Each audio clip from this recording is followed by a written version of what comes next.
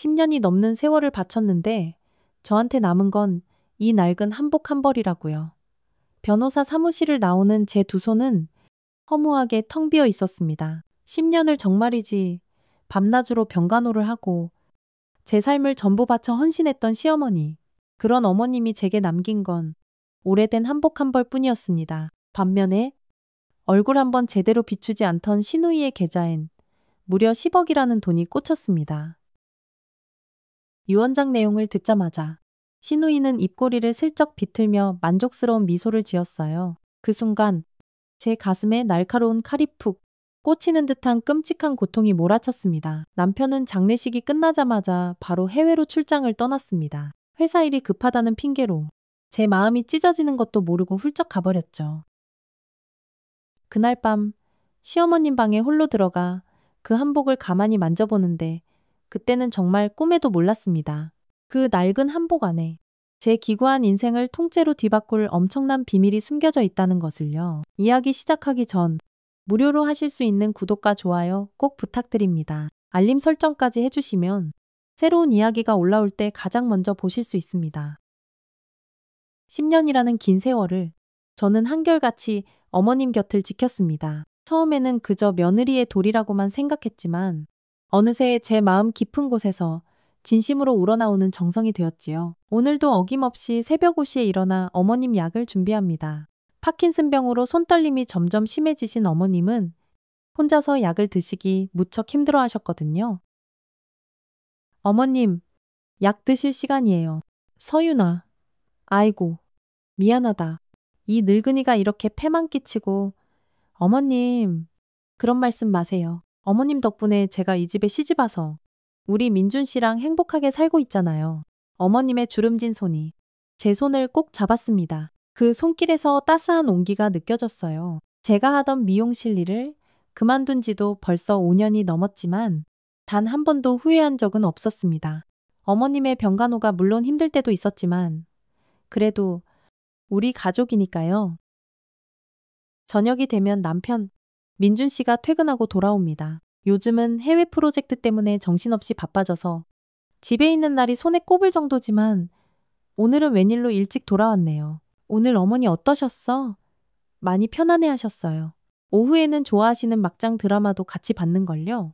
아이고, 고마워 여보. 나는 바쁘다는 핑계로 신경도 제대로 못 쓰는데 괜찮아요. 제가 있잖아요. 여보? 바로 그날 밤이었습니다. 어머님이 갑자기 숨을 제대로 쉬지 못하며 호흡곤란을 일으키셨습니다. 119를 불러 급히 병원으로 모시고 갔지만 의사 선생님은 그저 고개만 가로저었습니다. 남편에게 급히 연락했고 잠시 해외에 나가 있는 시누이 유라 아가씨에게도 전화를 걸었습니다. 하지만 시차 때문인지 시누이는 끝내 전화를 받지 않았어요. 병원 침대에 누워 계신 어머님은 그저 모든 걸 내려놓은 듯 평온해 보이셨어요. 마지막 순간에 제 손을 꼭 잡으시더니 아주 작은 목소리로 속삭이셨습니다. 서윤아, 고맙다. 내 딸. 그렇게 어머님은 조용히 눈을 감으셨습니다. 10년간 그림자처럼 모셨던 어머님이 돌아가셨다는 현실이 도무지 믿기지가 않았어요. 남편은 깊은 슬픔에 잠겨 말이 없었고 저는 묵묵히 장례 준비를 시작했습니다. 장례식 날 정말 오랫동안 보지 못했던 시누이 유라 아가씨가 나타났습니다. 머리부터 발끝까지 명품으로 휘감고 아주 고급스러운 정장 차림이었어요. 부동산 개발로 대박이 났다는 소문은 얼핏 들었지만 이렇게까지 화려한 모습일 줄은 몰랐습니다. 오빠, 많이 힘들지. 그래도 어머니 편안하게 가셨다니 그나마 다행이네. 유라야, 장례식이라도 와줘서 다행이다. 어머니가 너 정말 많이 보고 싶어 하셨어. 아가씨는 남편에게만 말을 건넬 뿐 저에게는 차가운 눈길 한 번 주지 않았습니다. 10년 동안 명절에도 코빼기 한 번 안 비추던 시누이가 갑자기 나타나니 어색했지만 그래도 어머님의 마지막을 함께하는 것이 중요하다고 생각했습니다. 장례식이 끝나고 이틀 후 어머님의 변호사가 저희를 사무실로 불렀습니다. 유언장을 읽어주겠다고 했어요. 남편과 시누이 그리고 저까지 셋이 나란히 변호사 사무실에 앉았습니다. 고 이해숙 여사님의 유언장을 낭독하겠습니다. 첫째, 현금 및 예금 10억 원은 딸 최유라에게 상속한다. 둘째, 본인이 평소 아끼던 한복 한 벌은 며느리 박서윤에게 남긴다. 셋째, 나머지 모든 재산은 사회복지재단에 기부한다. 순간 제 귀를 의심했습니다. 10년간 밤낮으로 시어머니를 모셨는데 저에게 남겨진 건 고작 한복 한 벌 뿐이라고요. 남편에게도 저에게도 단 한 푼 없이 모든 재산이 시누이와 재단으로 간다니. 반면에 얼굴도 안 비추던 시누이에게는 10억이라는 어마어마한 돈이 돌아갔습니다. 머릿속이 새하얘지는 것 같았어요. 변호사님, 이게 대체 무슨 말씀이세요? 제가 10년 동안 어머님을 모셨는데 한복 한 벌이라니요. 뭘 잘못 알고 계신 거 아니에요? 죄송합니다만 고인의 뜻이 이러하니 저로서는 따를 수밖에 없습니다. 아니, 이게 말이 됩니까? 어머니가 대체 왜 이런 결정을... 남편이 충격에 빠진 채 말을 더듬었습니다. 그의 얼굴은 새하얗게 질려 있었어요. 그때 시누이의 얼굴에 만족스러운 미소가 번졌습니다. 그 미소가 제 심장을 더욱 아프게 후벼 팠습니다. 변호사 사무실을 나오는 제 두 손은 텅 비어 있었습니다. 남편도 충격이 컸는지 말이 없었어요. 집으로 돌아오는 차 안에서 저는 참았던 눈물을 왈칵 쏟아냈습니다. 어머님, 제가 대체 뭘 그렇게 잘못했나요? 왜 저한테 이러세요? 흐흑. 남편은 제 어깨를 토닥이며 위로했지만 그의 어떤 말도 귀에 들어오지 않았습니다. 집에 도착해서도 하늘이 무너져 내리는 듯한 절망감에 아무것도 할 수가 없었어요. 다음 날 아침, 남편이 급한 표정으로 저를 불렀습니다. 여보, 미안한데 오늘 급하게 출장을 가야 할 것 같아. 싱가포르 현장에 큰 문제가 생겼대. 지금요, 어머님이 돌아가신 지 일주일도 채 안 됐는데 어쩔 수 없어. 회사에서 계속 난리야.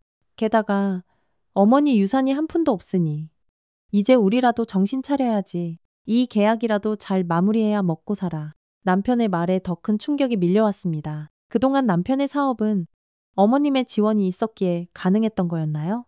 이제 그 지원이 끊겼으니 우리 가정의 경제적 기반마저 송두리째 흔들리는 건가요?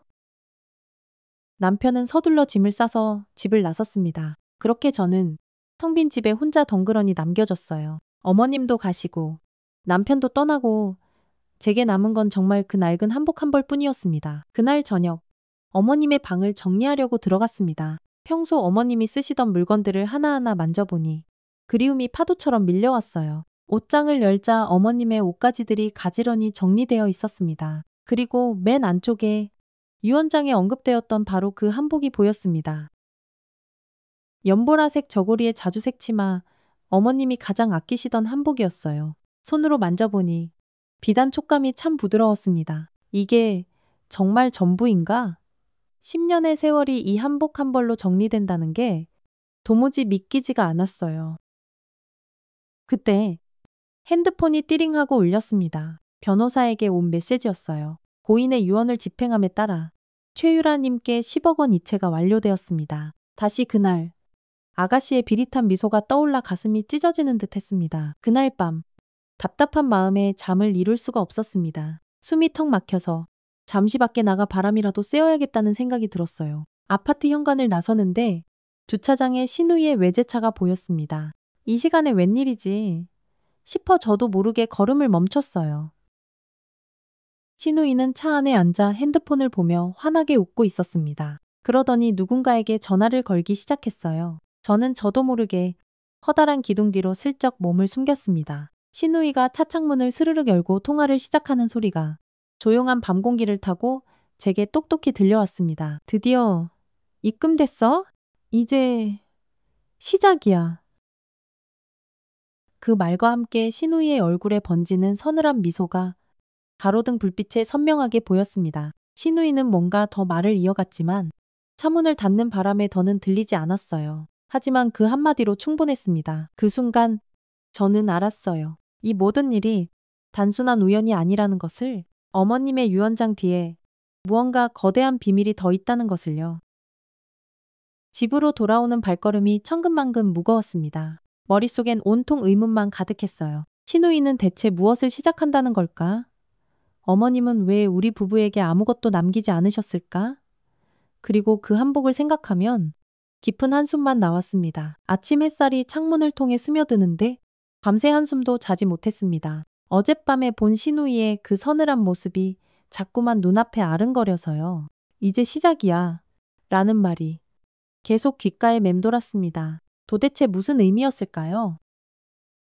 침대에서 일어나 거실로 나가니 집안이 너무나 고요했습니다. 남편은 출장을 떠났고 어머님도 이제 안 계시니 이제 정말 혼자가 되었네요. 다시 정신을 차리고 정리를 시작해야겠다고 마음먹었습니다. 어머님 방 앞에 서니 문을 열기가 망설여졌습니다. 하지만 언젠가는 해야 할 일이니까요. 깊은 숨을 들이쉬고 방문을 열었습니다. 어머님의 향기가 여전히 방 안에 남아 있었어요.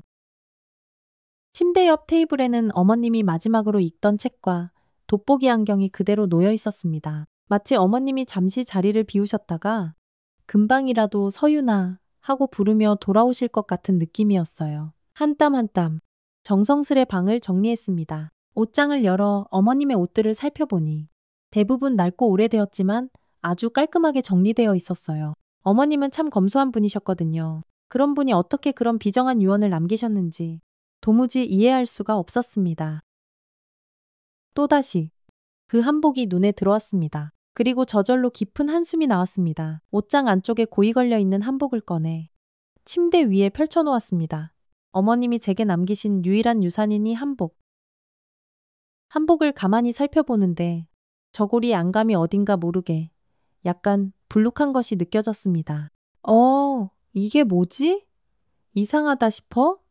자세히 보니 안감이 아주 살짝 뜯어져 있었어요. 손가락을 조심조심 넣어 더듬어 보니 무언가 종이 같은 것이 만져졌습니다. 조심스럽게 안감을 더 벌려보니 그 안에서 작은 노트 한 권이 나왔습니다. 어머님의 일기장이었어요. 손이 덜덜 떨렸습니다. 어머님이 이걸 왜 이런 곳에 숨겨두셨을까요?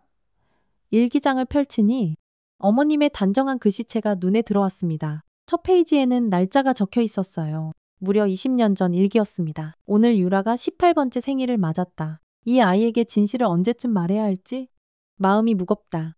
사실 그 아이는 그런데 이상하게도 바로 그 다음 페이지가 북 찢겨져 있었습니다. 급하게 다음 장을 넘겨보니 중간중간 여러 페이지가 찢겨나간 흔적이 있었어요. 마치 누군가 의도적으로 특정 내용을 없애버린 것 같았습니다. 몇 페이지를 더 넘겨보니 5년 전 일기가 나왔습니다. 우리 서윤이가 자기 일까지 그만두고 나를 돌봐준다. 참으로 고맙고 기특한 며느리다. 아들인 민준이보다 더 자식 같은 아이. 이 은혜를 나중에 어떻게 다 보답해야 할지. 또다시 그 다음 페이지가 찢겨져 있었습니다. 답답한 마음에 계속 넘기다 보니 작년 일기가 나왔어요. 병원에서 시한부 판정을 받았다. 이제 내게 남은 시간이 얼마 없. 모든 준비를 마쳐야 한다. 유라에 대한 진실. 그 아이는 내 친딸이. 여기서 또 페이지가 찢겨져 있었습니다. 그 아이는 내 친딸이. 이게 무슨 뜻일까요? 유라 아가씨가 어머님의 친딸이 아니라는 뜻일까요? 설마 그럴 리가 없어요. 심장이 주체할 수 없이 빠르게 뛰기 시작했습니다. 일기장을 계속 살펴보니 몇 달 전 일기가 나왔어요. 서윤이에게 모든 것을 남기고 싶다. 하지만 그러면 유라가 아니다. 계획대로 해야만 한다. 유라에게 돈을 맡기고 서윤이에게는 한복을 남길 것이다. 그 안에 그리고는 또 다음 부분이 무참히 찢겨져 있었습니다. 답답함에 일기장을 침대 위에 던져버렸어요. 어머님은 대체 무슨 계획을 세우신 걸까요? 그리고 누가, 왜 이 일기장을 이렇게 훼손한 걸까요? 머릿속이 너무 복잡해 창가로 다가가 창문을 활짝 열었습니다. 차가운 바람이 얼굴을 스쳤어요. 깊은 숨을 들이쉬며 생각을 정리하려는데 문득 어제 신우이가 했던 말이 번개처럼 떠올랐습니다. 이제 시작이야. 혹시 신우이가 이 일기장에 대해 알고 있는 걸까요? 그래서 그런 말을 한 걸까요? 갑자기 궁금증이 폭발했습니다. 신우이를 찾아가서 직접 물어봐야겠다는 생각이 들었어요. 부엌으로 가서 물 한 잔을 마시고 있는데 갑자기 핸드폰이 울렸습니다. 남편이었어요.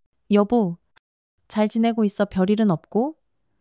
네, 그냥 어머님 방 정리하고 있었어요. 미안해. 이런 때 혼자 두고 와서 괜찮아요. 회사 일도 중요하잖아요. 특히 지금은 말을 끝맺지 못했습니다. 경제적으로 어려워진 상황에서 남편을 탓할 수는 없었으니까요. 혹시 유라한테 연락 왔어? 아니요. 왜요? 아냐. 그냥 어제 유라가 좀 이상했잖아. 뭐라도 말한 게 있나 해서. 남편의 말에 마음이 더 복잡해졌습니다. 남편도 신우이의 행동이 이상하다고 느낀 거예요. 전화를 끊고 나서 저는 결심했습니다. 직접 신우이를 찾아가 봐야겠다고요. 신우이의 회사 주소는 알고 있었습니다. 강남에 있는 작지만 아주 번듯한 부동산 개발 회사였어요. 옷을 갈아입, 가방에 방금 발견한 일기장을 챙겨 넣었습니다. 신우이에게 이걸 보여주며 직접 물어볼 생각이었어요. 택시를 타고 신우이 회사로 향했습니다. 차창 밖으로 빠르게 스쳐 지나가는 도시의 풍경이 제 마음처럼 어지럽고 복잡했어요. 어머님의 일기장에 적힌 그 의문의 내용이 계속 머릿속을 맴돌았습니다. 그 아이는 내 친딸이 대체 무슨 의미였을까요? 신우이 회사 앞에 도착했습니다. 세련된 디자인의 현대적인 건물이었어요. 로비에 들어서니 안내 데스크가 보였습니다. 안녕하세요. 최유라 사장님을 뵈러 왔는데요. 약속은 하셨나요? 아니요. 가족입니다. 아, 잠시만 기다려주세요. 안내 데스크 직원이 전화를 걸더니 잠시 후 곤란한 표정으로 고개를 저었습니다. 죄송합니다만 사장님께서 지금 중요한 회의 중이시라고 합니다. 오후에 다시 방문해 주시겠어요? 실망스러웠지만 어쩔 수 없었습니다. 그런데 밖으로 나가려는 바로 그 순간 엘리베이터에서 신우이의 목소리가 들렸어요. 저는 반사적으로 커다란 화분 뒤로 몸을 숨겼습니다. 신우이는 젊은 남자와 함께 웃으며 걸어 나오고 있었습니다. 검은색 정장 차림에 자신감이 넘치는 모습이었어요. 변호사님, 그 일기장 나머지 페이지들은 어떻게 처리했어요? 걱정 마십시오. 지시하신 대로 모두 안전한 곳에 보관해 두었습니다. 좋아요. 아직은 아무도 알아서는 안 돼요. 특히 우리 새언니한테는요. 절대로. 가슴이 쿵 하고 내려앉는 느낌이었습니다. 신우이가 일기장 페이지들을 가지고 있었던 거예요. 그것도 의도적으로 숨기고 있었던 거죠. 왜일까요? 대체 무엇을 숨기려는 걸까요? 두 사람이 건물 밖으로 나가는 것을 저는 숨어서 지켜보았습니다. 신우이의 표정은 자신감에 차 있었어요. 어머님의 유언장이 발표되던 그날과 똑같은 표정이었습니다. 건물을 나와 잠시 근처 벤치에 앉았습니다. 머릿속이 터질 것처럼 복잡했어요. 어머님의 일기장, 찢겨진 페이지들, 신우이의 수상한 행동, 모든 것이 하나의 고리로 연결되어 있는 것 같았습니다. 핸드폰을 꺼내 일기장 사진을 찍어두었어요. 그리고 마지막으로 읽었던 그 문장을 다시 떠올렸습니다. 서윤이에게 모든 것을 남기고 싶다. 하지만 그러면 유라가 아니다. 계획대로 해야 한다. 어머님은 저에게 무언가를 남기고 싶으셨던 거예요. 하지만 무슨 이유에서인지 그러지 못하셨고 대신 이 한복에 일기장을 숨겨서 제게 알려주고 싶으셨던 거죠. 저에게 무언가 중요한 사실을 알려주고 싶으셨던 게 분명했습니다. 택시를 타고 집으로 돌아오는 길, 저는 굳게 결심했습니다. 반드시 찢겨진 일기장 페이지들을 찾아내야 해요. 그리고 신우이가 숨기고 있는 그 비밀을 밝혀내야 합니다. 어머님의 진짜 뜻이 무엇이었는지 반드시 알아내야만 해요. 집에 도착해서 다시 한복을 살펴보았습니다. 혹시 더 숨겨진 것이 있을까 싶어서요. 한복의 모든 부분을 꼼꼼히 살폈지만 더 이상의 단서는 찾을 수 없었습니다. 하지만 포기하지 않을 거예요. 어머님은 분명 저에게 무언가를 알려주려 하셨으니까요. 창가에 서서 멀리 하늘을 바라보았습니다. 어머님, 제가 꼭 진실을 찾아낼게요. 그리고 왜 저에게 이 한복을 남기셨는지, 왜 신우이에게 그 모든 돈을 주셨는지, 모든 것을 알아낼 거예요. 밤새 잠을 이룰 수 없었습니다. 신우이가 변호사에게 했던 그 차가운 말이 계속해서 귓가에 맴돌았어요. 아침이 밝아오자 저는 결심했습니다. 어머님의 오랜 친구 김영희 여사님을 찾아가야겠다고요. 김영희 여사님은 어머님과 60년 지기 친구로 저에게는 친정어머니처럼 따뜻하고 다정한 분이셨습니다. 어머님 생전에도 종종 찾아뵙곤 했어요. 전화를 드렸더니 다행히 집에 계시다고 했습니다. 서울 북쪽의 한적한 동네에 사시는 김영희 여사님 댁으로 향했어요. 가는 길 내내 마음이 무거웠습니다. 어머님의 비밀을 파헤치는 것 같아 죄스러운 마음도 들었지만 그래도 진실을 꼭 알아야만 했습니다. 오래된 단독주택에서 여전히 살고 계셨고 정원에는 직접 가꾸시는 꽃들이 소담스럽게 피어 있었어요. 초인종을 누르자 김영희 여사님이 반갑게 저를 맞아주셨습니다. 어머, 서윤이 왔구나. 어서 들어오렴. 안녕하세요? 여사님, 잘 지내셨어요? 그렇지 뭐.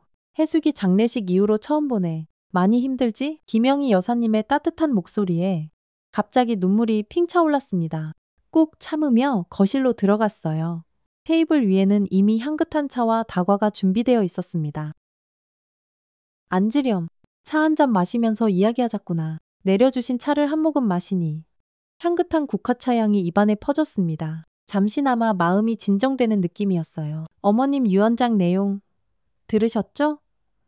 응, 들었단다. 많이 서운하지? 네, 솔직히 이해가 안 돼요. 어머님이 왜 그러셨는지. 김영희 여사님은 잠시 깊은 생각에 잠기더니 천천히 입을 열었습니다. 해숙이는 항상 깊은 뜻이 있는 사람이었어. 겉으로 드러나는 것만으론 절대 판단할 수 없는 사람이지. 그 말씀은 어머님이 다른 의도가 있으셨다는 뜻인가요? 김영희 여사님은 대답 대신 한 장에서 낡은 앨범 하나를 꺼내셨습니다. 뽀얀 먼지를 조금 털어내시고는 제게 건네주셨어요. 이걸 한번 봐보렴. 해숙이랑 내가 젊었을 때 사진들이야. 앨범을 펼치니 오래된 흑백 사진들이 가득했습니다. 20대쯤으로 보이는 어머님과 함께 찍은 앳된 모습이었어요. 두 분 다 참 고우셨습니다. 사진을 한 장 한 장 넘기다 보니 어린아이를 안고 있는 어머님 사진이 나왔어요. 옆에는 늠름한 아버님이 서 계셨고요. 사진 속 아이는 분명 남편이었습니다. 이건 민준 씨 어릴 때죠? 그래. 우리 민준이가 3살 때였을 거야. 사진을 더 넘기니 어머님과 김영희 여사님이 함께 찍은 사진이 유독 많았습니다. 그런데 갑자기 낯선 부부의 사진이 눈에 들어왔어요. 이분들은 누구세요? 김영희 여사님의 표정이 순간 굳어졌습니다. 그러더니 깊은 한숨을 내쉬셨어요. 오래된 친구들이야. 지금은 이 세상 사람들이 아니지만 무슨 일이 있으셨나요? 교통사고로 한나란 씨의 세상을 떠났어? 참 비극적인 일이었지? 사진을 더 넘기려는데 김영희 여사님이 살짝 앨범을 덮으셨습니다. 차 더 마시렴. 다 식어버렸겠다. 차를 다시 따라주시는 동안 무언가 중요한 사실을 숨기고 계신다는 느낌이 강하게 들었어요. 용기를 내어 물었습니다. 여사님, 혹시 유라 아가씨에 대해 아시는 게 있으세요? 김영희 여사님의 손이 살짝 떨렸습니다.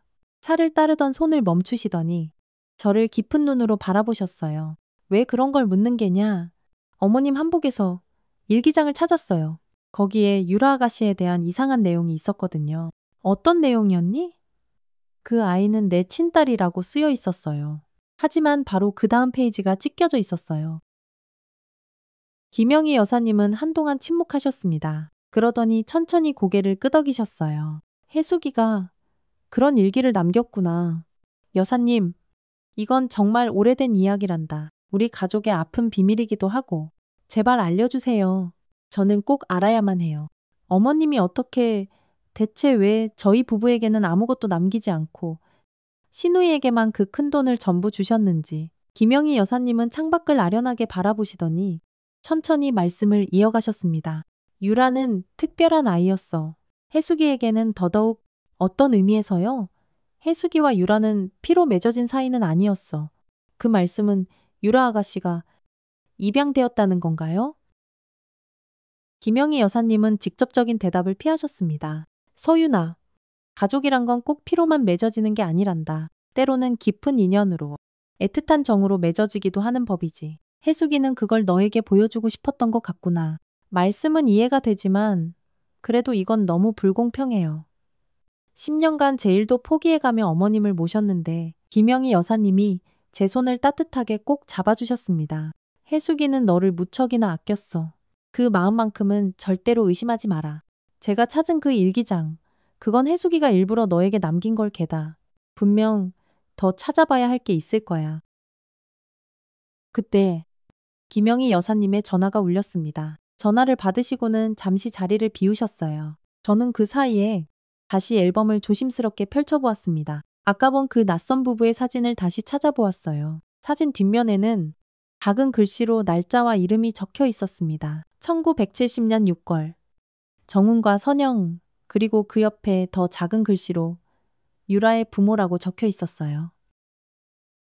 심장이 다시 빠르게 뛰기 시작했습니다. 앨범을 더 넘기니 그 부부와 어린 여자아이가 함께 찍힌 사진이 나왔습니다. 아이는 3살 정도로 보였어요. 사진 뒷면에는 유라 3세라고 적혀 있었습니다. 그런데 이상한 점을 발견했어요. 사진 한 장이 깔끔하게 찢겨나간 흔적이 있었습니다.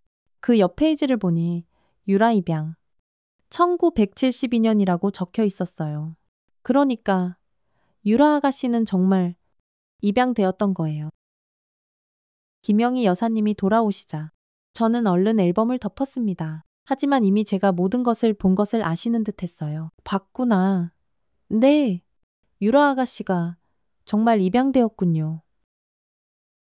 김영희 여사님은 깊은 한숨을 내쉬셨습니다. 유라의 친부모는 해숙이의 가장 친한 친구였어.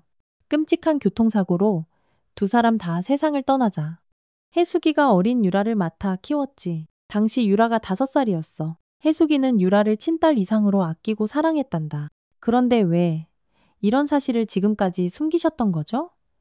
처음에는 유라가 너무 어려서 충격받을까봐 그랬지? 나중에는 다른 이유가 생겼어. 다른 이유요. 김영희 여사님은 더 이상 말을 아끼셨습니다. 그건 해숙이만 알고 있는 일이야. 나도 전부 다 알지는 못해? 하지만 해숙이는 항상 유라를 특별하게 여겼어. 그리고 너도? 저도요. 그래. 해숙이는 너를 친딸처럼 생각했어. 늘 내게 내 칭찬을 하곤 했지. 우리 서윤이는 정말 내 딸 같아라고. 눈물이 왈칵 쏟아질 것 같았습니다. 그런데 왜 어머님은 저에게 아무것도 남기지 않으셨을까요? 김영희 여사님은 깊은 뜻이 담긴 눈빛으로 저를 바라보셨습니다. 서윤아, 해숙이가 너에게 남긴 건 그 낡은 한복 한 벌만이 아닐 게다. 그 안에서 일기장을 찾았듯이 분명 더 찾아봐야 할 게 있을 거야. 해숙이는 항상 보통 사람들보다 몇 수 앞을 내다보는 사람이었으니까 혹시 어머님이 남기신 다른 물건은 없으세요? 뭐든지 단서가 될 만한 거요. 김영희 여사님은 잠시 생각하시더니 작은 나무 상자를 가져오셨습니다. 이건 해숙이가 떠나기 몇 달 전에 나에게 맡긴 거야. 너에게 줄 때가 오면 이걸 전해주라고 했. 떨리는 손으로 상자를 열었습니다. 안에는 오래된 열쇠 하나와 작은 메모가 들어있었어요. 메모에는 이렇게 적혀 있었습니다. 서윤이에게 때가 되면 이게 뭔지 아세요? 그건 나도 모른다. 해숙이가 아무 말도 하지 않았어. 하지만 아주 중요한 것임에는 틀림없어. 열쇠를 손에 쥐고 있으니 어머님이 제게 무언가를 남기셨다는 생각에 가슴이 벅차올랐습니다. 어쩌면 이 열쇠가 모든 비밀을 풀 수 있는 마지막 단서일지도 모릅니다. 정말 감사합니다. 여사님, 이제 조금은 실마리가 생긴 것 같아요. 김영희 여사님은 제 손을 다시 한번 꼭 잡아주셨습니다. 서윤아, 해숙이는 너를 정말 사랑했어. 그 마음만은 절대 의심하지 마라. 그리고 조심하렴. 조심하라니요. 때로는 진실이라는 것이 우리가 생각했던 것과 전혀 다를 수 있으니 마음의 준비를 단단히 하고 있어야 해. 김영희 여사님의 의미심장한 말씀이 마음에 걸렸지만 이제 돌아가야 할 시간이었습니다. 작별 인사를 드리고 앨범과 상자를 챙겨 들고 나왔어요. 집으로 돌아오는 버스 안에서 앨범을 다시 펼쳐보았습니다. 신우이의 어린 시절 사진을 자세히 보니 지금의 모습과 꼭 닮았어요. 하지만 그 옆에 찢겨나간 사진 한 장이 계속해서 신경 쓰였습니다. 대체 무슨 사진이었을까요? 앨범을 넘기다 보니 종이 한 장이 툭 떨어졌습니다. 주워서 보니 찢겨진 사진의 일부였어요. 사진 속에는 어린 신우이와 함께 있는 어머님의 모습이 있었습니다. 그런데 사진이 반만 있어서 나머지 인물은 보이지 않았어요. 사진 뒷면을 보니 희미하게 바랜 글씨가 보였습니다. 유라와 그녀의 진짜. 나머지는 찢겨져 알 수 없었어요. 진짜라는 단어 뒤에는 대체 무슨 말이 있었을까요? 진짜 부모 아니면 다른 무언가. 창밖을 바라보며 깊은 생각에 잠겼습니다. 신우이는 입양되었고 어머님은 그녀를 특별하게 여기셨어요. 그리고 저에게는 한복과 그 안에 숨겨진 일기장, 그리고 이 의문의 열쇠를 남기셨습니다. 이 모든 것들이 과연 어떻게 연결되는 걸까요? 버스에서 내려 집으로 걸어가는 길. 문득 어머님이 생전에 하셨던 말씀이 떠올랐습니다. 서윤아, 때로는 보이는 게 전부가 아니란다. 진짜 소중한 건 눈에 보이지 않는 법이지? 그때는 그저 평범한 인생의 교훈으로만 들었는데 지금 와서 다시 생각해보니 더 깊은 의미가 있는 것 같았습니다. 어머님, 제가 꼭 진실을 찾아내겠습니다. 그리고 왜 이런 선택을 하셨는지 반드시 알고야 말겠습니다. 김영희 여사님께 받은 열쇠를 손에 쥔 채 밤새 뒤척였습니다. 이 열쇠가 열어줄 비밀의 문은 과연 무엇일까요? 그리고 어머님이 남기신 메모. 서윤이에게 때가 되면 그때는 대체 언제일까요? 아침 일찍 어머님의 유언을 집행했던 변호사 사무실로 향했습니다. 김정훈 변호사는 어머님과 아주 오랜 인연이 있다고 들었어요. 혹시 그가 더 많은 것을 알고 있지 않을까 하는 작은 기대를 안고 찾아갔습니다. 김 변호사님, 잠시 시간 좀 내주시겠어요? 아, 서윤 씨, 어서 오세요. 무슨 일로 오셨습니까? 어머님이 남기신 유언에 대해 좀 더 알고 싶어서요. 변호사의 표정이 순간 굳어졌습니다. 그는 안경을 벗더니 책상 위에 조심스럽게 내려놓았어요. 유감스럽게도 이미 모든 내용을 알려드렸습니다. 그 이상은 제발요. 어머님이 저에게 한복 한 벌만 남기시고 신우이에게 10억이라는 큰 돈을 주신 데에는 분명 다른 이유가 있을 거예요. 어머님은 절대 그런 분이 아니셨어요. 변호사는 잠시 망설이더니 조용히 말했습니다. 고인의 뜻을 존중해 주셨으면 합니다. 때가 되면 모든 것이 밝혀질 겁니다. 때가 되면 김영희 여사님의 메모에도 똑같은 표현이 있었어요. 이건 단순한 우연이 아닐 거예요. 김 변호사님, 혹시 이 열쇠에 대해 아시는 게 있나요? 주머니에서 열쇠를 꺼내 보여주었습니다. 변호사의 눈빛이 순간 아주 미세하게 흔들렸어요. 어디서 그걸 김영희 여사님께 받았어요. 어머님이 맡기신 거라고요. 변호사는 갑자기 자리에서 벌떡 일어났습니다. 죄송합니다만 다른 의뢰인과 약속이 있어서요. 더 이상 도와드릴 수 없습니다. 그는 정중하지만 단호하게 저를 사무실 밖으로 안내했습니다. 문이 닫히기 직전 그가 마지막으로 한 말이 귓가에 맴돌았어요. 조금만 더 기다리세요. 아직은 때가 아닙니다. 허탈한 마음으로 집으로 돌아오는 길. 갑자기 핸드폰이 울렸습니다. 남편이었어요. 여보, 오늘 저녁에 귀국해. 우리 얘기 좀 해야겠어. 갑자기 무슨 일이에요? 전화로 할 얘기는 아니야. 집에서 보자. 남편의 목소리가 평소와 달리 무겁게 가라앉아 있었습니다. 불안한 마음으로 집에 돌아와 남편을 기다렸어요. 저녁 무렵 현관문이 열리고 남편이 들어왔습니다. 얼굴이 퀭하니 무척 지쳐 보였어요. 여보, 어서 와요? 식사는 하셨어요? 아니, 아직. 일단 좀 앉아봐. 할 얘기가 있어. 남편은 거실 소파에 털썩 앉더니 깊은 한숨을 내쉬었습니다. 싱가포르 프로젝트 취소됐어. 회사에서 내 팀이 담당하던 모든 해외 사업을 중단시켰어. 그게 무슨... 어머니가 돌아가시고 나서 기존에 투입되던 회사 자금줄이 완전히 끊겼어. 어머니가 우리 회사 주요 투자자셨던 거야. 충격이 밀려왔습니다. 설마 했는데 어머님이 남편의 회사를 뒤에서 지원하고 계셨다니. 그럼 앞으로 우리는 어떻게 해요? 당분간은 많이 힘들 거야. 어머니가 왜 이런 선택을 하셨는지 아직도 이해가 가지 않지만 이 집도 어머니 명의라 재단에 기부되었으니 우리 살 집도 곧 알아봐야 해. 눈앞이 캄캄해졌습니다. 집까지 잃게 된다니. 그런데 문득 의문이 들었어요. 그럼 신우이는 어떻게 된 거죠? 10억이나 받았는데 남편의 표정이 어두워졌습니다. 유라야, 자기 사업이 잘 되고 있으니 괜찮을 거야. 그런데 정말 이상한 건 어머니가 왜 이런 선택을 하셨는지 아무리 생각해도 모르겠어. 대화를 나누던 중 문득 눈에 들어온 것이 있었어요. 남편이 가져온 서류 가방에서 삐져나온 종이 한 장이었습니다. 여보, 그 종이는 뭐예요? 아, 이거 어머니 서재에서 우연히 발견한 거야. 무슨 부동산 관련 서류 같은데 반쯤 찢어져서 무슨 내용인지 정확히는 모르겠어.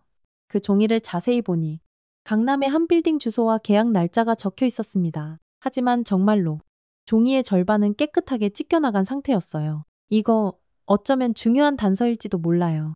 어머님이 남기신 유산과 관련된. 갑자기 머릿속에 번개처럼 생각이 스쳤습니다. 신우이가 변호사와 나누던 대화, 찢겨진 일기장, 그리고 이 찢어진 부동산 서류, 모든 것이 연결되어 있을지도 모릅니다. 여보, 나 잠깐 나갔다 올게요. 이 시간에 어딜 가려고? 친구 좀 만나고 올게요. 마음이 복잡해서 남편에게 거짓말을 한 것이 마음에 걸렸지만 진실을 찾기 위해선 어쩔 수 없었습니다. 택시를 타고 다시 신우이의 회사로 향했어요. 이미 늦은 시간이라 사무실은 닫혀 있을 테지만 혹시 모르니 확인해보고 싶었습니다. 예상대로 건물 전체는 어두웠지만 맨 꼭대기층 신우이의 사무실에만 희미하게 불빛이 새어나오고 있었습니다. 경비원의 눈을 피해 비상계단으로 올라갔어요. 사무실 문 앞에 서니 심장이 미친 듯이 빠르게 뛰었습니다. 안에서 신우이의 목소리가 희미하게 들렸어요. 네, 변호사님. 내일 모든 서류 준비해주세요. 이제 곧 마무리할 거예요. 용기를 내어 문을 두드렸습니다. 잠시 침묵이 흐른 후 신우이가 문을 열었어요. 새언니, 이 시간에 웬일이세요? 신우이의 눈빛이 경계심으로 가득 찼습니다. 아가씨, 우리 얘기 좀 해요. 어머님이 남기신 유산에 대해서. 신우이는 잠시 망설이더니 저를 안으로 들였습니다. 사무실은 아주 깔끔했고 한쪽 벽면에는 커다란 금고가 위압적으로 자리 잡고 있었어요. 언니, 어머니 유언은 이미 다 집행됐어요. 더 이상 할 얘기가 없을 텐데요. 정말 그럴까요? 어머님이 찢어놓은 그 일기장 페이지들. 아가씨가 가지고 있는 거. 저 다 알아요. 신우이의 표정이 차갑게 굳어졌습니다. 잠시 숨막히는 침묵이 흘렀어요. 언니, 이제 그만 돌아가세요. 아직 때가 안 됐어요. 또 그 말이군요. 때가 되면 다들 똑같은 말만 하네요. 갑자기 신우이의 핸드폰이 요란하게 울렸습니다. 그녀는 전화를 받기 위해 잠시 자리를 비웠어요. 바로 그 순간 제 눈에 금고 위에 놓여있던 열쇠가 들어왔습니다. 김영희 여사님께 받은 열쇠와 모양이 비슷해 보였어요. 순간적인 판단으로 신우이가 통화하는 동안 그 열쇠를 집어들고 금고 앞으로 다가갔습니다. 떨리는 손으로 열쇠를 꽂아 돌렸는데 철컥 하는 소리와 함께 놀랍게도 금고문이 열렸어요. 안에는 서류 뭉치와 함께 찢겨진 일기장 페이지들이 가지런히 정리되어 있었습니다. 그리고 가장 위에는 강남의 한 빌딩 등기 권리증이 놓여 있었어요. 소유자 이름란에 적힌 글자를 보는 순간 숨이 멎는 것 같았습니다. 소유자 박서윤. 바로 그 순간 등 뒤에서 신우이의 차가운 목소리가 들렸습니다. 언니, 지금 뭐 하시는 거예요? 신우이의 목소리에 깜짝 놀라 뒤를 돌아보았습니다. 금고문을 황급히 닫으려 했지만 이미 늦었어요. 하지만 신우이는 놀랍게도 이내 깊은 한숨을 푹 쉬더니 화를 내기는커녕 오히려 모든 것을 체념한 듯한 표정이었습니다. 앉으세요. 언니, 이젠 말씀드릴 때가 된 것 같네요. 신우이의 예상치 못한 반응에 당황스러웠지만 그녀가 가리키는 소파에 얌전히 앉았습니다. 제 손에는 여전히 제 이름이 적힌 등기권리증이 들려 있었어요. 이게 대체 무슨 뜻이에요? 왜 내 이름으로? 신우이는 대답 대신 작은 티포트와 찻잔을 꺼냈습니다. 차분한 동작으로 차를 우려내는 그 모습이 어쩐지 어머님과 꼭 닮아 있었어요. 어머니가 생신 때마다 즐겨 드시던 차예요. 녹차에 국화를 살짝 섞은 거죠. 차를 따르는 신우이의 손이 미세하게 떨리는 것이 보였습니다. 그녀는 찻잔을 제게 건네며 깊은 한숨을 내쉬었어요. 언니? 제가 어머니의 친딸이 아니라는 사실 알고 계시죠? 그걸 어떻게? 네. 김영희 여사님께 들었어요. 입양되었다고. 신우이는 찻잔을 들어 한 모금 마시더니 창밖의 야경을 바라보았습니다. 그녀의 눈에 깊은 슬픔이 어렸어요. 고등학교 때 우연히 알게 됐어요. 그날 이후로 모든 게 달라졌죠. 그녀의 목소리가 가늘게 흔들렸습니다. 평소에 차갑고 냉정한 모습과는 전혀 달랐어요. 어떻게 달라졌는데요? 제 진짜 부모님이 누구인지, 어머니가 왜 저를 입양했는지, 그런 의문들이 계속 머릿속을 맴돌았어요. 어머니께 울며불며 물었지만 처음엔 끝까지 대답을 피하셨어요. 결국 제가 너무 괴로워하니까 나중에야 진실을 말씀해 주셨죠.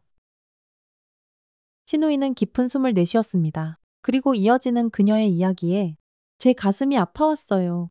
제 친부모님은 어머니의 가장 친한 친구셨대요. 교통사고로 두 분 다 돌아가시고 갈 곳 없는 저를 어머니가 맡아 키우신 거죠. 그때 제가 겨우 5살이었어요. 일기장에 적혀있던 내용과 정확히 일치했습니다. 신우이의 눈에 눈물이 방울방울 맺혔어요. 그 사실을 알고 난 후 저는 한동안 어머니를 원망했어요. 저한테 진실을 숨겼다는 이유로요. 그리고 제 진짜 부모님에 대한 기억마저 전부 없애버렸다고 생각했거든요. 신우이는 서랍에서 작은 사진 한 장을 꺼냈습니다. 젊은 부부와 어린 여자아이의 사진이었어요. 이게 제 진짜 부모님이에요. 어머니는 이 사진을 항상 소중하게 가지고 계셨더라고요. 저에게는 보여주지 않으셨지만 제가 가방에서 찾은 일기장을 꺼내 신우이에게 보여주었습니다. 아가씨, 저도 어머님의 일기장을 봤어요. 찢겨진 부분이 많았는데 혹시 신우이는 고개를 끄덕였습니다. 네, 제가 찢었어요. 우연히 어머니 방에서 그 일기장을 발견했어요. 그리고 거기에 적힌 내용들을 전부 보게 되었죠. 거기에는 저에 관한 비밀들, 그리고 언니에 관한 내용도 있었어요. 저에 관한 내용이요. 신우이는 잠시 침묵했다가 힘겹게 입을 열었습니다. 어머니는 언니를 정말 친딸처럼 사랑하셨어요. 일기장에 그렇게 적으셨죠. 우리 서윤이는 내 진짜 딸 같다고 10년 동안 한결같이 어머니를 그렇게 정성껏 모시는 모습을 보면서 저는 죄책감을 느꼈어요. 신우이의 눈에서 기어이 눈물이 주르륵 흘러내렸습니다. 그 모습에 제 마음도 복잡하게 얽혔어요. 죄책감이요. 네, 저는 어머니의 진짜 딸도 아닌데 딸 행세를 하면서 정작 효도는 단 한 번도 제대로 하지 않았으니까요. 언니가 그 모든 효도를 다하는 동안 저는 사업 핑계로 얼굴 한번 비추지 않았죠. 신우이의 솔직한 고백에 저는 할 말을 잃었습니다. 그녀가 일기장을 찢은 이유가 단순히 비밀을 숨기려는 것만은 아니었던 거예요. 그럼 어머님이 아가씨에게 10억을 남기신 이유는? 신우이는 금고에서 서류 몇 장을 더 꺼냈습니다. 이건 어머니의 지시사항이에요. 그 돈으로 언니 명의의 부동산을 관리하라는 것까지. 갑자기 모든 퍼즐 조각이 딱딱 맞춰지는 듯 했습니다. 등기 권리증에 제 이름이 있었던 이유. 신우이가 10억이라는 거액을 받은 이유. 그러니까 어머님은 처음부터 저에게 그 빌딩을 주시려고 했던 거군요. 네. 그런데 왜 이렇게 복잡하게 어머니는 민준 오빠가 사업에 실패할 것을 이미 예상하셨어요. 그래서 언니의 재산을 보호하기 위해 이런 방법을 선택하신 거죠. 신우이의 말에 가슴이 쿵 내려앉았습니다. 어머님은 우리 부부의 미래까지 전부 다 내다보고 계셨던 거예요. 아가씨, 그럼 왜 처음부터 저한테 말해주지 않았어요? 왜 그렇게 저를 차갑게 대했죠? 신우이는 잠시 생각에 잠기더니 대답했습니다. 그것 또한 어머니의 계획이었어요. 모든 것이 법적으로 완벽하게 정리될 때까지 철저히 비밀로 하라고 신신당부하셨거든요. 그리고 솔직히 말하면 언니가 저를 어떻게 생각할지 너무 두려웠어요. 입양아인 제가 이런 엄청난 일을 맡게 되었다는 걸 알면 신우이의 솔직한 감정 표현에 제 마음도 조금씩 누그러졌습니다. 차를 한 모금 마시니 어머님의 따뜻한 향기가 느껴지는 것 같았어요. 어머니는 늘 말씀하셨어요. 피는 물보다 진하지만 때로는 정이 피보다 더 중요하고 위대할 수 있다고. 신우이의 말에 눈시울이 뜨거워졌습니다. 어머님의 깊은 뜻을 이제야 조금은 이해할 수 있을 것 같았어요. 그런데 어머니는 제주도를 참 그리워하셨죠. 신우이의 갑작스러운 말에 고개를 들었습니다. 제주도요? 네. 어머니가 젊었을 때 잠시 살았던 곳이에요. 늘 그곳에 대한 추억을 이야기하셨어요. 순간 머릿속에 기억 하나가 번개처럼 스쳤습니다. 김영희 여사님께 받은 그 의문의 열쇠. 그것이 어디의 열쇠인지 전혀 감을 잡지 못했는데 혹시... 아가씨, 혹시 어머님이 제주도에 집을 가지고 계셨나요? 신우이의 표정이 순간 변했습니다. 어머니가 그런 말씀을 하셨어요. 아니요. 그냥 느낌이 김영희 여사님께서 어머님이 맡기신 열쇠를 주셨거든요. 신우이는 잠시 생각에 잠기더니 조심스럽게 말했습니다. 어머니가 돌아가시기 전에 저에게도 제주도에 관한 이야기를 하셨어요. 그곳에 가면 모든 것을 이해하게 될 것이라고. 신우이는 서랍에서 또 다른 서류를 꺼냈습니다. 제주도에 있는 한옥의 등기부등본이었어요. 이 집도 언니 이름으로 되어 있어요. 어머니가 몇 년 전에 이미 명의를 바꾸셨더라고요. 정말 놀라워서 말이 나오지 않았습니다. 어머님은 제게 얼마나 많은 것을 준비해 두셨던 걸까요? 그럼 왜 어머님은 유언장에 그렇게 신우이가 말을 이었습니다. 세금 문제예요. 상속세를 최소화하기 위한 최선의 방법이었죠. 어머니는 돌아가시기 전에 이미 많은 재산을 언니 명의로 바꿔두셨어요. 유언장은 그저 모든 것을 자연스럽게 보이기 위한 형식적인 절차였던 거죠. 그제서야 모든 것이 선명하게 이해되기 시작했습니다. 어머님의 깊은 뜻, 신우이의 차가운 행동, 변호사의 침묵. 하지만 아직 풀리지 않은 마지막 의문이 있었어요. 그럼 어머님이 재단에 기부하신 나머지 재산은요? 그건 어머니의 진짜 뜻이었어요. 어머니는 항상 자신이 가진 것을 사회에 환원하고 싶어 하셨거든요. 특히 부모 없는 아이들과 외로운 노인들을 위해서요. 신우이의 말에 어머님의 따뜻한 마음이 느껴져 가슴이 뭉클해졌습니다. 그런데 문득 궁금한 점이 생각났어요. 그런데 아가씨는 왜 그날 밤에 이제 시작이야 라고 말했던 거예요. 신우이는 잠시 당황한 듯 했지만 이내 옅은 미소를 지었습니다. 아, 그건 어머니의 유산을 제대로 관리하기 시작한다는 의미였어요. 그날 10억이 입금되고 나서야 본격적으로 모든 계획을 실행할 수 있었거든요. 차를 다 마시고 자리에서 일어났습니다. 머릿속은 여전히 복잡했지만 마음은 한결 가벼워진 느낌이었어요. 아가씨, 이제 어떻게 할 생각이에요? 제주도에 가봐야 할 것 같아요.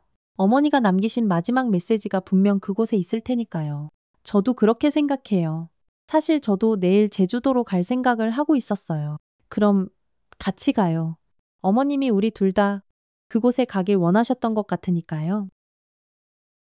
신우이는 잠시 망설이더니 고개를 끄덕였습니다. 서로를 경계하고 오해하던 우리 사이에 처음으로 작은 화해의 순간이 찾아온 것 같았어요. 집에 돌아와 남편에게 오늘 있었던 일을 모두 이야기했습니다. 남편은 처음에는 믿기 어렵다는 듯한 표정이었지만 서류들을 보고 나서야 모든 상황을 이해하기 시작했어요.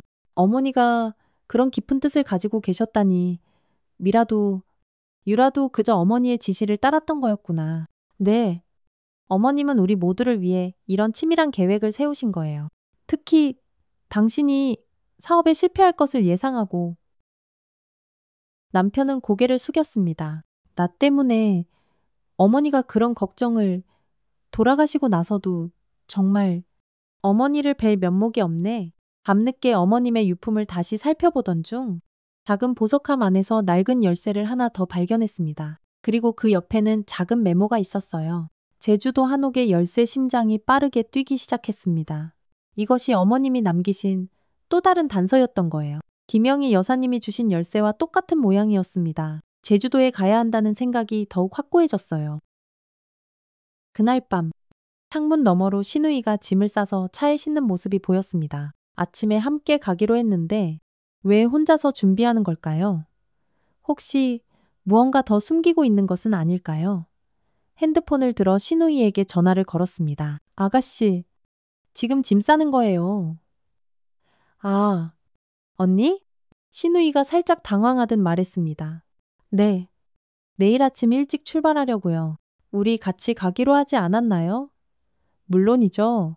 제가 언니 댁으로 갈게요. 아침 6시에 출발하면 어떨까요? 신우이의 목소리에는 약간의 긴장감이 느껴졌지만 애써 의심을 떨쳐버리려 노력했습니다. 이제 서로를 믿기 시작해야 할 때니까요. 그날 밤 잠들기 전 어머님의 사진을 가만히 바라보았습니다. 어머님, 저는 지금 어떤 거대한 이야기의 한가운데에 서 있는지 모르겠어요. 그곳에 가면 마지막 비밀을 알려주실 건가요?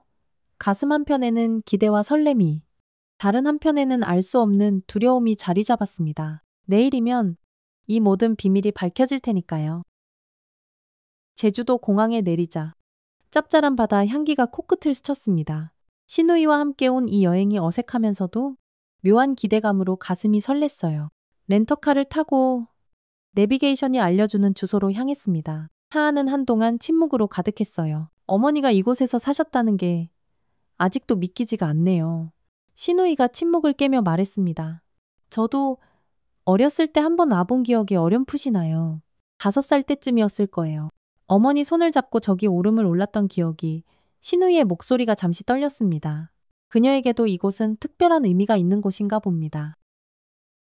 내비게이션이 목적지 근처에 도착했음을 알렸습니다. 좁은 시골길로 접어들자 정겨운 돌담길이 나타났어요. 차를 세우고 내려 주변을 둘러보았습니다. 저기예요. 어머니가 늘 그리워하던 곳이 바로 이곳이구나. 시누이는 마당에 서서 주변을 천천히 둘러보았습니다. 그녀의 눈에 눈물이 맺혔어요. 기억나요? 저 감나무에서 어머니가 빨갛게 익은 감을 따주셨던 기억이. 집 안으로 들어서자 오래된 가구들이 우리를 맞이했습니다. 뽀얀 먼지는 쌓여 있었지만 누군가 가끔씩 들러 관리했던 흔적이 보였어요. 어머니가 1년에 한두 번씩은 꼭 오셨대요. 제주도에 사는 분께 부탁해서 집을 관리하게 하셨다고. 한 번씩 어머님이 어디 좀 다녀오겠다고 하셨던 게 떠올랐습니다. 몸이 불편하신데 안 된다고 제가 만류를 해도 김영희 여사님이랑 같이 가신다며 기어이 고집을 부리시던 일들이 머리를 스쳤습니다. 여기에 오려고 하셨던 거였군요.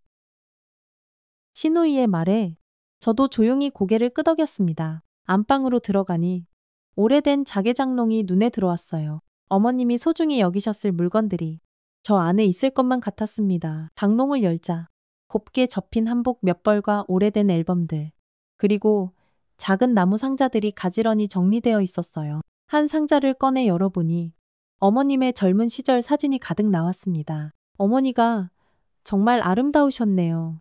네, 정말 예쁘셨죠. 오빠가 어머니를 쏙 빼닮았어요.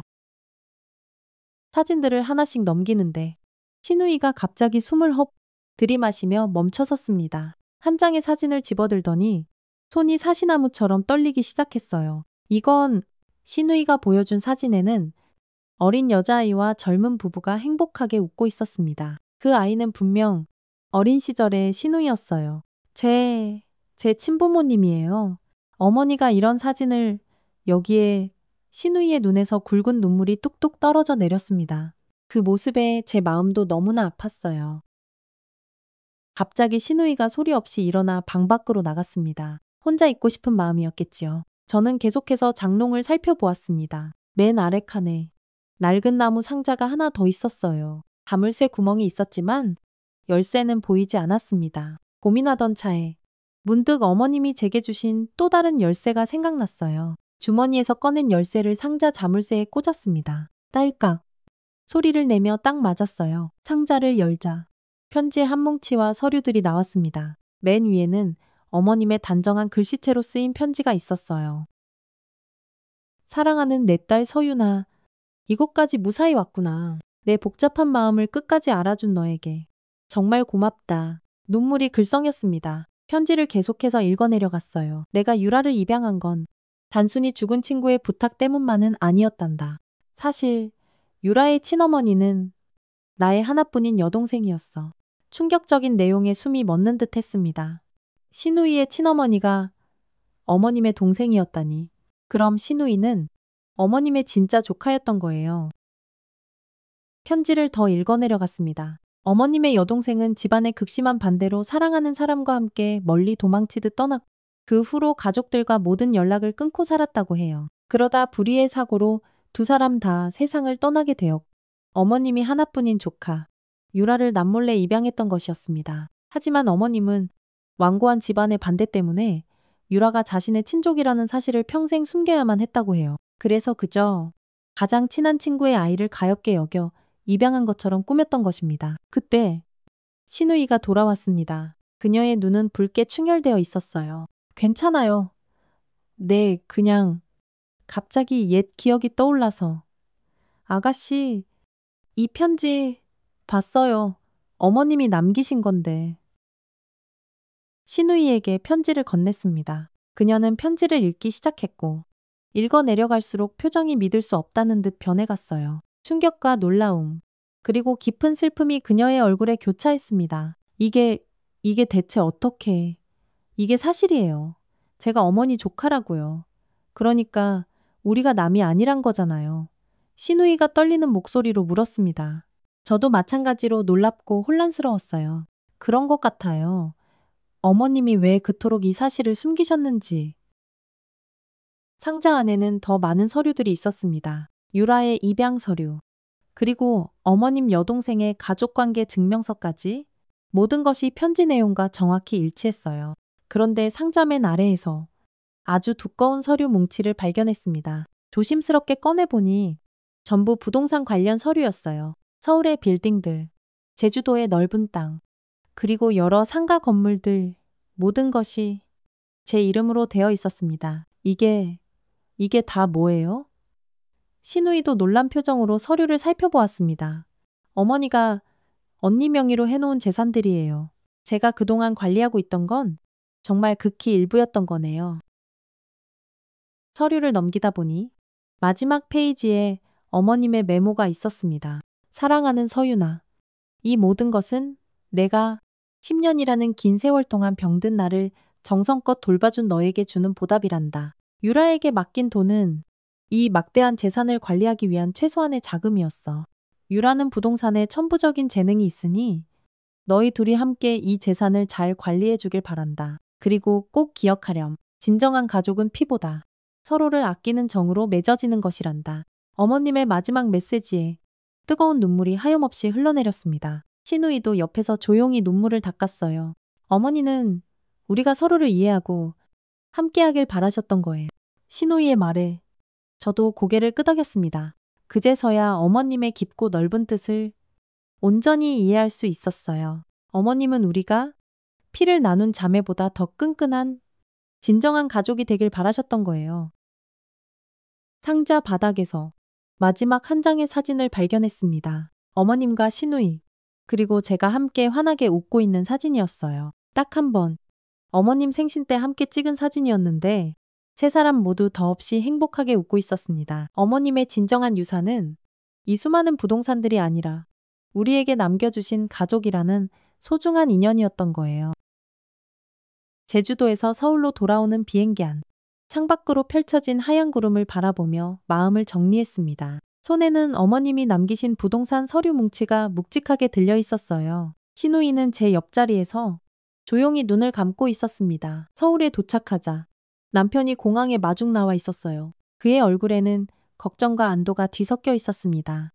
괜찮아, 갑자기 제주도에 간다고 해서 얼마나 걱정했는지 알아.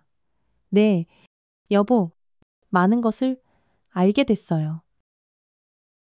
차에 오르며 남편에게 간략히 모든 상황을 설명했습니다. 어머님이 남기신 수많은 부동산 서류들, 그리고 신우이가 사실은 어머님의 조카였다는 충격적인 사실까지. 믿기지가 않는데, 그럼 유라가 내 사촌이란 말이야.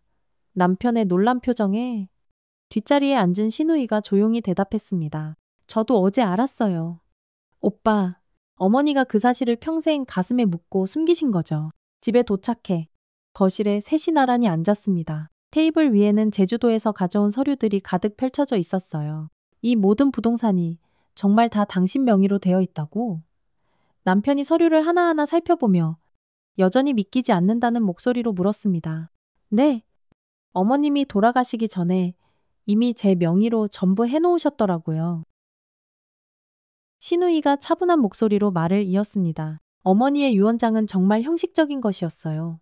이미 대부분의 재산은 언니 명의로 바뀌어 있었고 저에게 주신 10억은 이 부동산들을 관리하라는 의미였죠. 그럼 넌 처음부터 다 알고 있었던 거야.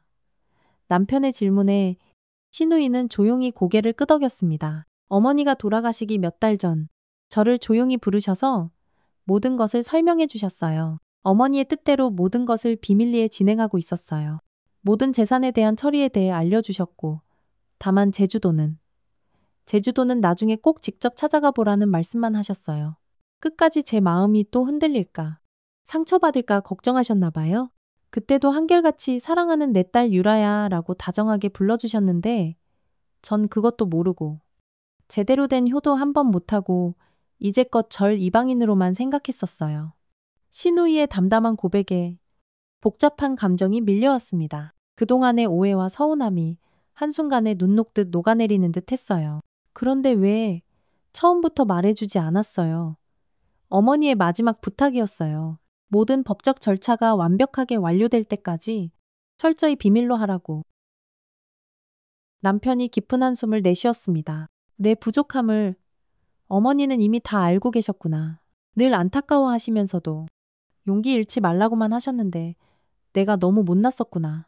그래서 서윤이 당신 명의로 모든 재산을 옮겨놓으신 거고. 부끄러워하는 남편의 표정을 보며 마음 한편이 아려왔습니다. 어머님은 정말 모든 것을 예상하고 준비하고 계셨던 거예요. 우리 가족 회의를 해야 할 것 같아.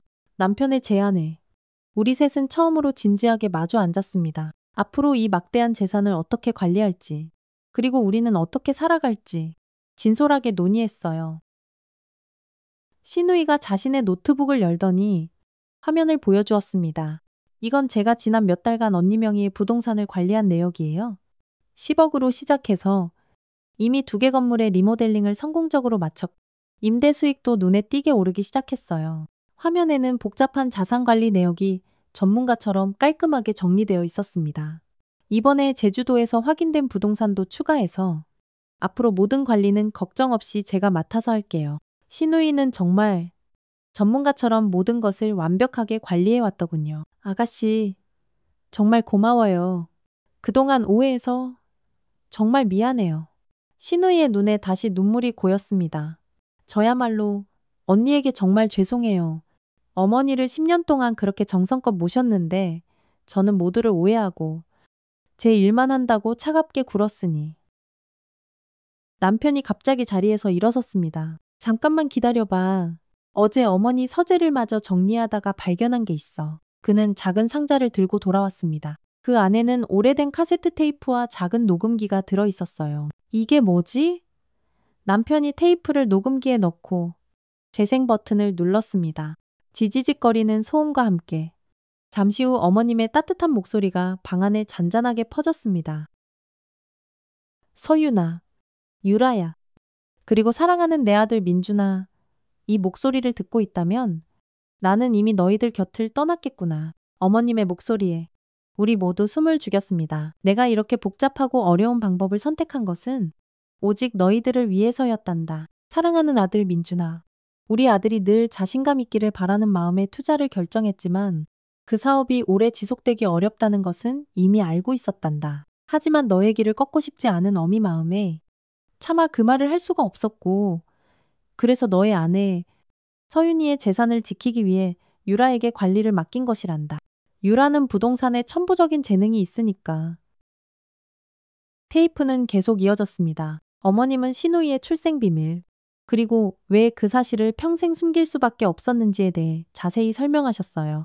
유라야, 너의 친어머니는 나의 하나뿐인 여동생이었어. 하지만 가혹한 가족들의 반대로 나는 그 사실을 평생 가슴에 묻어야만 했단다. 네가 입양된 사실을 알았을 때 너무나 혼란스러워하는 널 보고 더 이상 우리 딸의 마음을 다치게 하고 싶지 않았어. 언젠가 네가 이 모든 사실을 알게 되면 부디 이 어미를 이해해 주길 바란다. 신우이의 눈에서 다시 눈물이 주르륵 흘러내렸습니다. 어머님의 목소리가 계속됐어요. 그리고 내 딸 서윤아, 너는 10년 동안 이 늙고 병든 나를 진심으로 돌봐주었어. 매 순간 내 모든 것을 포기하면서까지. 정말 실은 내색 한 번 없이 나를 가장 많이 살펴주었지? 피는 물보다 진하다고들 하지만 때로는 지극한 정성과 사랑이 피보다 더 진할 수 있다는 걸 나는 너를 통해 배웠단다. 난 항상 널 내 진짜 딸이라고 여겨왔단다. 저도 더 이상 눈물을 참을 수가 없었습니다. 어머님의 따뜻한 마음이 녹음 테이프를 통해 고스란히 전해져 왔어요. 나의 마지막 소망은 너희 셋이 원망과 오해를 풀고 진정한 가족으로 함께하는 것이란다. 부족하면 서로 보듬어주고 힘들면 서로 의지하고 그렇게 서로 사랑하며 살아가길 바란다. 테이프가 끝나고 방 안에는 한동안 깊은 침묵만이 남았습니다. 우리 셋 모두 각자의 생각에 잠겨 있었어요. 어머니는 정말 모든 걸 계획하셨던 거구나. 그런 것도 모르고 원망만 했다니. 남편의 말에 신우이와 저는 조용히 고개를 끄덕였습니다. 그날 저녁, 남편이 회사 일로 잠시 나간 사이 신우이와 둘이 차를 마시며 조용히 이야기를 나눴습니다. 언니, 사실 더 말씀드릴 게 있어요. 신우이의 표정이 무척 진지해졌습니다. 어머니가 남기신 재산 중에는 제 친부모님의 유산도 함께 있었어요. 어머니가 저를 위해 수십 년간 따로 관리해 오신 거죠. 오, 그랬군요. 네. 그래서 그 유산으로 장학재단을 만들려고 해요. 제 친부모님과 저를 길러주신 어머니, 이해숙 여사님의 이름을 함께 딴 재단이요. 신우이의 눈에 결연한 의지가 보였습니다.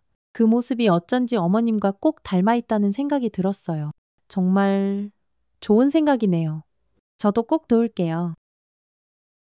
갑자기 신우이의 눈에 눈물이 그렁그렁 고였습니다. 그녀는 고개를 숙이며 떨리는 목소리로 말했어요. 이제껏 제가 이방인이라고 생각하고 언니를 모질게 대하고 일부러 피하고 괜히 언니가 진실을 알게 될까봐 너무 두려웠어요. 그냥 부딪히지 않는 게 최선이라고만 생각했거든요. 제가 어머니의 입양아라는 사실을 알게 되면, 제가 이러는 이유를 언니가 알게 되면 죄송해요. 언니, 신우이는 말을 잇지 못하고 눈물을 뚝뚝 흘렸습니다. 그녀의 어깨가 가늘게 흔들렸어요. 저는 조용히 다가가 그녀의 손을 꼭 잡았습니다. 괜찮아요. 아가씨, 이제 모든 게 밝혀졌잖아요. 우리 함께 어머님의 뜻을 이어가요. 신우이는 고개를 들어 저를 바라보았습니다. 그녀의 눈에 담긴 감정은 여전히 복잡했지만 그 안에는 분명 희망의 빛도 함께 보였어요. 어머님이 그토록 바라셨던 진정한 가족으로 거듭나는 우리의 첫걸음이 시작되고 있는 것 같았습니다. 그 이후로 우리 가족에게는 많은 변화가 찾아왔습니다. 남편은 사업 실패의 충격에서 벗어나 새로운 일을 배우기 시작했고 신우이와 저는 하루가 다르게 점점 더 가까워지고 있었어요. 하지만 아직 마음속에 풀리지 않은 의문이 아주 조금 남아 있었습니다. 어머님의 일기장에서 찢겨진 마지막 페이지들, 그리고 어머님이 재단에 그토록 많은 재산을 기부하신 진짜 이유. 오늘은 신우이가 저희 집에 오기로 한 날이었습니다. 그녀는 어떤 중요한 것을 가지고 온다고 했어요. 초인종 소리에 문을 열자 신우이가 작은 나무 상자를 들고 서 있었습니다. 언니, 이거 가져왔어요. 고마워요. 어서 들어와요. 거실에 앉은 신우이는 조심스럽게 상자를 열었습니다. 그 안에는 찢겨진 일기장 페이지들이 세월의 흔적을 간직한 채 정성스레 보관되어 있었어요. 제가 찢어갔던 페이지들이에요. 이제 언니에게 돌려드릴 때가 된 것 같아서요. 신우이의 표정에는 미안함과 결연함이 동시에 담겨 있었습니다. 저는 찢겨진 페이지들을 받아들고 일기장과 하나씩 맞춰보기 시작했어요. 일기장 페이지들을 하나씩 원래 자리에 맞추는데 마지막 페이지가 특히 제 눈길을 끌었습니다. 어머님의 마지막 일기였어요. 오늘로 내 생의 마지막 날이 얼마 남지 않았음을 느낀다.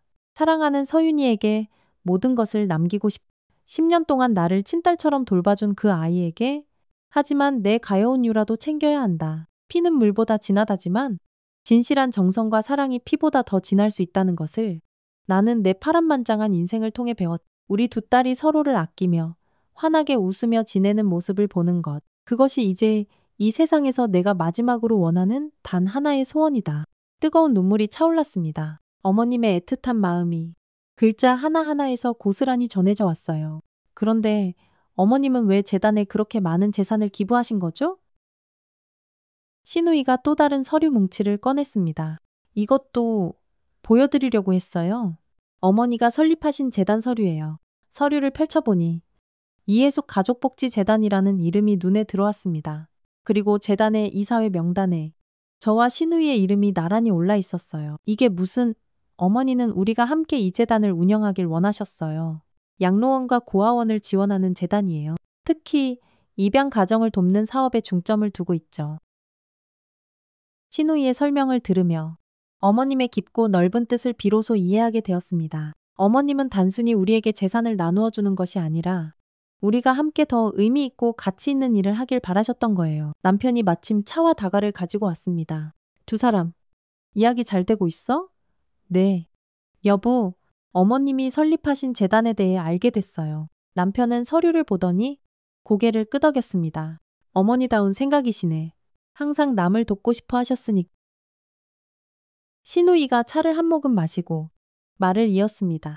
사실 어머니가 절 부르셨을 때 제게 먼저 동의를 구하셨어요. 넌 이미 스스로 기반을 다져서 부족함이 없으니 재단의 운영을 맡아주지 않겠니 하고 말씀해 주셨고 저는 어머니의 뜻을 당연히 이해했어요. 살갑게 대하지도 못한 이 못난 딸의 마음까지 다 이해해 주시고 세세한 부분까지 제 마음이 다치지 않았으면 좋겠다고 몇 번이나 당부하셨죠. 그리고 그때 어머니가 저에게 간곡히 부탁하셨어요. 서윤이 언니가 그 많은 재산을 잘 지킬 수 있도록 제가 옆에서 꼭 도와달라고요. 시누이의 눈에 다시 눈물이 고였습니다. 저도 마음이 복잡해졌어요. 하지만 이제 알았잖아요. 어머님이 우리 모두를 얼마나 사랑하셨는지. 갑자기 남편이 자리에서 일어났습니다. 그리고는 어머님이 평소 가장 아끼고 자주 입으시던 한복을 가지고 나왔어요. 이 한복 당신이 한번 입어보는 게 어떨까? 어머니가 그렇게나 소중히 여기셨으니 남편의 제안에 망설였지만 시누이가 옆에서 용기를 북돋아 주었습니다. 언니, 한번 입어보세요. 어머니가 하늘에서 보시면 정말 기뻐하실 거예요. 한복으로 갈아입고 거울 앞에 섰을 때 마치 어머님이 제 곁에 계신 것 같은 따뜻한 느낌이 들었습니다. 연보라색 저고리와 자주색 치마가 참으로 고왔어요. 시누이가 다가와 저를 바라보더니 갑자기 말했습니다. 언니, 저도 입어봐도 될까요? 물론이죠. 시누이도 어머님의 다른 한복으로 갈아입었습니다. 우리는 거울 앞에 나란히 서서 서로를 가만히 바라보았어요. 정말이지. 꼭 친자매 같았습니다. 어머니가 보시면 정말 좋아하셨을 거예요.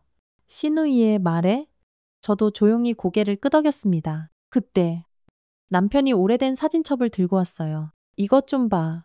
어머니가 젊었을 때 한복 입은 사진이야. 사진 속 어머님은 지금 우리가 입은 것과 똑같은 한복을 입고 환하게 웃고 계셨습니다. 그리고 그 옆에는 어린 시누이가 서 있었어요. 시누이도 작은 색동 한복을 입고 있었죠. 기억나요? 이때 어머니가 저에게 처음으로 한복을 입혀주셨어요. 5살 때였던 것 같아요. 시누이의 눈에서 또다시 눈물이 흘러내렸습니다. 저도 왠지 모를 감정이 복받쳐 올랐어요. 남편이 다가와 우리 둘의 어깨를 따뜻하게 감싸 안았습니다. 어머니는 바로 이런 모습을 보고 싶으셨을 거야. 우리 셋이 진짜 가족으로 함께하는 이 모습을. 그날 저녁, 우리는 어머님이 살아생전 좋아하시던 음식들로 정성껏 상을 차렸습니다. 고운 한복을 입은 채로 어머님을 기억하며 음식을 준비했어요. 식사를 마친 후 시누이가 조용히 말했습니다.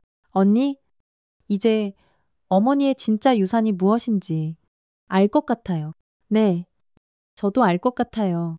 그건 바로 우리, 이 가족이에요. 피보다 더 진한 정으로 맺어진 우리 가족. 창밖으로 별이 총총 빛나는 밤하늘이 보였습니다. 어디선가 어머님의 따뜻한 미소가 우리를 가만히 내려다보고 있는 것만 같았어요. 한복을 입은 채 어머님의 사진 앞에 조용히 무릎을 꿇고 앉았습니다.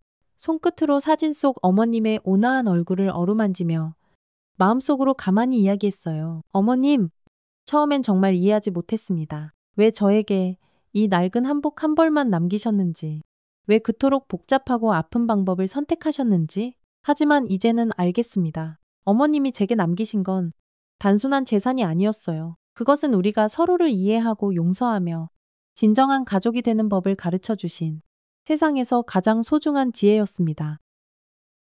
10년 동안 어머님 곁을 지키며 저는 효라는 것이 무엇인지 배웠습니다. 하지만 어머님은 제게 그보다 더 큰 가르침을 주셨어요. 진정한 가족은 피로만 맺어지는 것이 아니라 서로를 향한 깊은 이해와 조건 없는 사랑으로 만들어진다는 것을요. 서로에게 등을 돌리고 있던 우리가 이렇게 다시 하나가 될 수 있었던 건 모두 어머님이 남겨주신 그 따뜻한 사랑 때문입니다. 한복 한 벌에 담긴 어머님의 깊은 마음이 우리 가족을 다시 단단히 이어준 붉은 실이 되었습니다. 이제 우리는 어머님의 뜻을 이어 서로에게 기쁨과 슬픔을 기대어 함께 살아갈 것입니다. 그 크신 사랑을 가슴 깊이 품고 우리도 누군가에게 그런 따뜻한 사랑을 나누어주며 살아가겠습니다. 어머님, 진심으로 감사합니다. 우리에게 남겨주신 가장 값지고 위대한 유산은 바로 가족이라는 이름의 사랑이었습니다. 창밖의 별빛이 유난히 더 밝게 빛나는 것 같았습니다. 마치 어머님이 저 높은 하늘에서 환하게 미소 지으며 우리를 축복해 주시는 것처럼. 우리 가족, 이제 정말 행복할 수 있겠지요. 댓글로 따뜻한 응원을 보내주신다면 더 큰 힘이 될 것 같습니다. 오늘 이야기 어떠셨나요? 마음에 깊은 울림을 주었다면 구독과 좋아요 꼭 부탁드립니다. 이 아름다운 이야기가 더 널리 알려질 수 있도록 소중한 분들께 공유해 주시면 더 큰 행운이 찾아오실 거예요. 감사합니다.